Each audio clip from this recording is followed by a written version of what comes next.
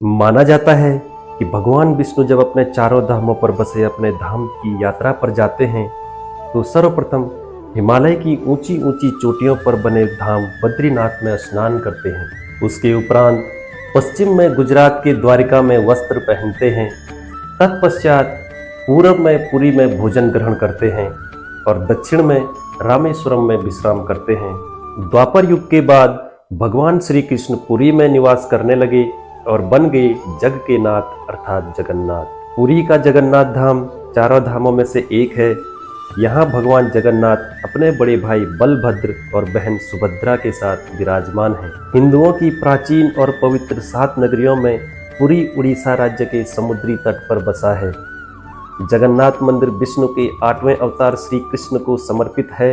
भारत के पूर्वी छोर पर बसी पवित्र नगरी पुरी उड़ीसा की राजधानी भुवनेश्वर से थोड़ी दूर पर है।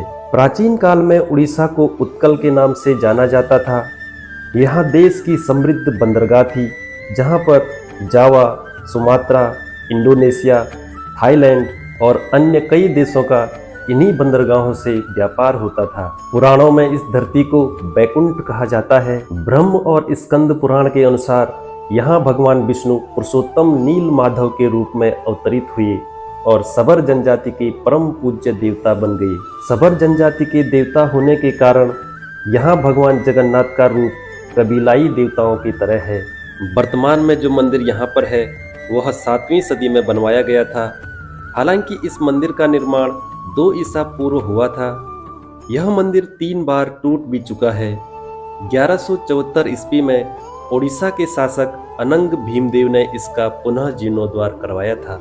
हेलो दोस्तों, नमस्कार। क्या हालचाल हैं आपके? उम्मीद करते हैं सब मजे में होंगे। आज के इस वीडियो में हम आपके साथ भगवान श्री कृष्ण के पावन धाम जगन्नाथपुरी के कुछ चमत्कारिक रहस्यों की जानकारी साझा करेंगे। सबसे पहले आप सभी लोगों से अनुग्रह है कि वीडियो को आखिरी तक जरूर देखें और अगर अभी तक आपने इस चैनल को सब्सक्राइब नहीं किया है तो कृपया चैनल को सब्सक्राइब करें व बेल आइकन को जरूर प्रेस करें। पहला रहस्य ये है कि यहाँ पर हवा के विपरीत लहराता है ध्वज। श्री जगन्नाथ मंदिर के ऊपर स्थापित लाल ध्वज सदैव हवा के विपरीत दिशा में लहराता है।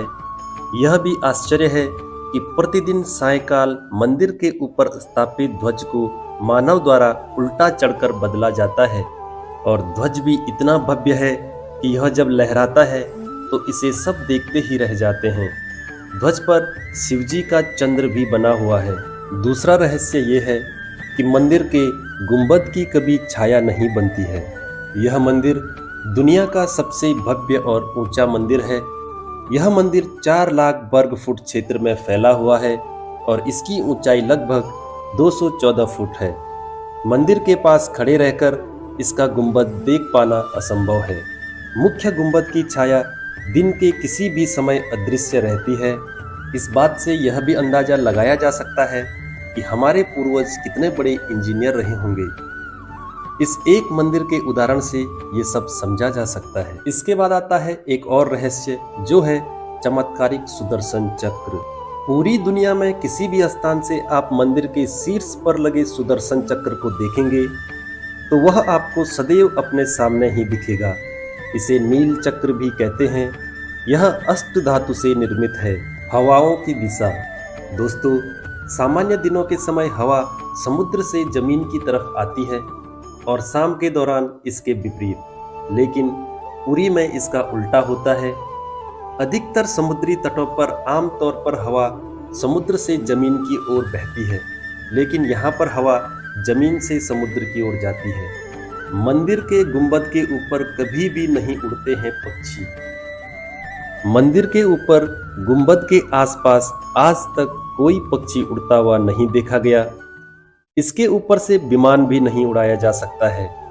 मंदिर के शिखर के पास पक्षी उड़ते नजर नहीं आते, जबकि देखा गया है कि भारत के अधिकतर मंदिरों के गुंबद पर पक्षी बैठ जाते हैं या आसपास उड़ते हुए नजर आते हैं। दुनिया का सबसे बड़ा रसोई घर। 500 रसोइये 300 सहयोगियों के साथ बनाते हैं भगवान जगन्नाथ का प्रसाद। लगभग 20 लाख भक्त कर सकते हैं यहाँ भोजन। कहा जाता है कि मंदिर में प्रसाद कुछ हजार लोगों के लिए क्यों न बनाया गया हो, लेकिन इससे लाखों लोगों का पेट भर जाता है। मंदिर की रसोई में प्रसाद पकाने के लिए 7 बर्तन एक दूसरे के ऊपर रखे जाते हैं और सब कुछ लकड़ी पर ही बनाया जाता है। इस प्रक्रिया में शीर्ष बर्तन में सामग्री सबसे पहले पकती है, फिर क्रमशः नीचे की तरफ एक के बाद एक का भोजन पकता जाता है, अर्थात सबसे ऊपर रखे बर्तन का खाना सबसे पहले पक जाता है। समंदर की ध्वनि। मंदिर के सिंह द्वार में पहला कदम प्रवेश करने पर ही मंदिर के अंदर से आप सागर की लहरों की आवाज बिल्कुल भी नहीं सुन सकते हैं।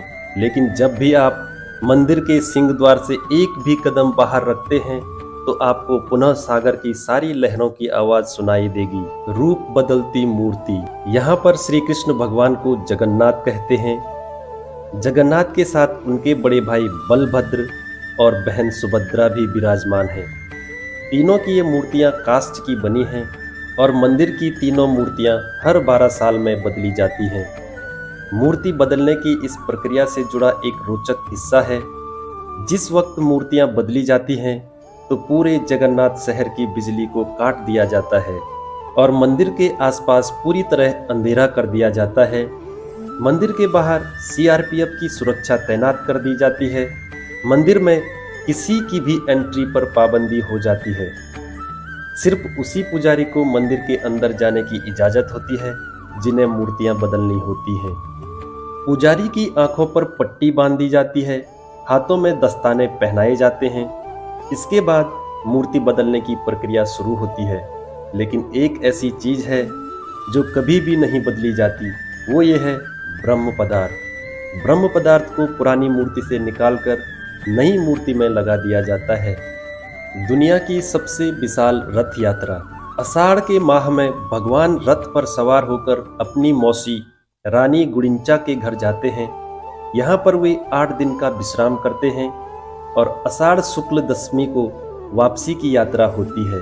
यह रथ यात्रा 5 किलोमीटर में फैले पुरुषोत्तम क्षेत्र में ही की जाती है।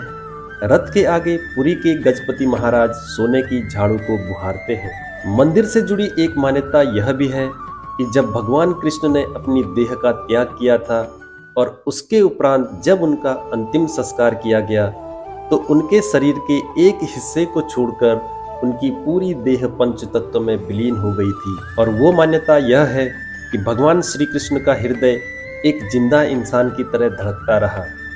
कहते हैं कि वो दिल आज भी सुरक्षित है और भगवान जगन्नाथ की लकड़ी के मूर्ति के अंदर है। तो साथियों, ये थे भगवान जगन्नाथपुरी के चमत्कारिक रहस्य। हमारे द्वारा दी गई जानकारी आपको कैसे लगी कमेंट के माध्यम से जरूर बताएं और अच्छी लगी तो वीडियो को लाइक करें, शेयर करें और इस चैनल को सब्सक्राइब जरूर करें। तो मिलते हैं दोस्तों कुछ और रोचक जानकारी के साथ। तब तक के लिए बाय बाय, टेक केयर, जय माता दी।